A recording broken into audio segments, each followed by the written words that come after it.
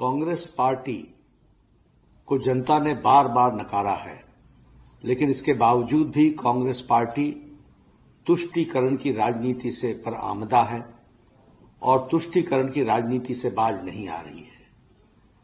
मैंने कांग्रेस के मैनिफेस्टो को देखा, मुझे आश्चर्य हुआ कि यह कांग्रेस पार्टी का मैनिफेस्टो है या मुस्लिम लीग का मैनिफेस्टो है।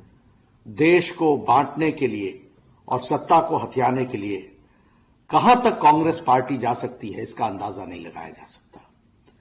जिस मुस्लिम लीग ने 1929 में धर्म के आधार पर आरक्षण की बात कही थी, आज उसी बात को कांग्रेस पार्टी दोहरा रही है। यानी सत्ता की लोलुपता में, सत्ता के लालच में देश को कहां पहुंचाएगी कांग्रेस पार्टी, इसका अंदाजा लगाना भी मुश्किल है। आज माइनॉरिटी के लिए जिस तरीके से धर्म के आधार पर आरक्षण की बात हो रही है और जो 50% से अधिक आरक्षण की बात है, वो किसके लिए आरक्षण करने की बात कर रही है, कांग्रेस पार्टी को यह स्पष्ट करना पड़ेगा।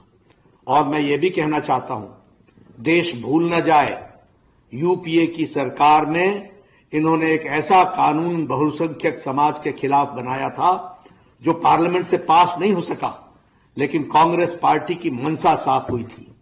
ये मेजॉरिटिज्म के खिलाफ जिस तरीके की रणनीति और राजनीति कर रहे हैं और तुष्टीकरण की राजनीति कर रहे हैं, देश ने इनको माफ नहीं किया है और आगे भी माफ नहीं करेगी। ये चाहते हैं कि देश फट जाए, लेकिन इनकी सत्ता की भूख समाप्त न हो।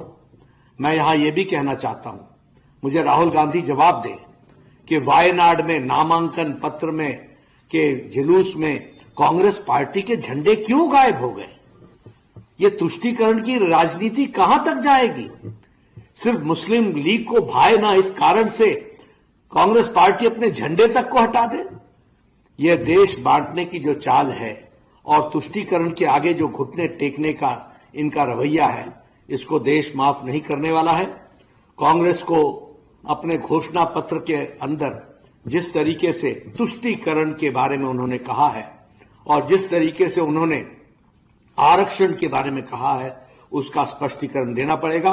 देश जान को बताना पड़ेगा कि देश में इस तरीके की राजनीति, जो सत्ता के लोलुपता में आप एक समाज को बांटने का प्रयास कर रहे हो, उसको देश कदापि माफ नहीं करेगा। कांग्रेस को उसका जवाब देना पड़ेगा।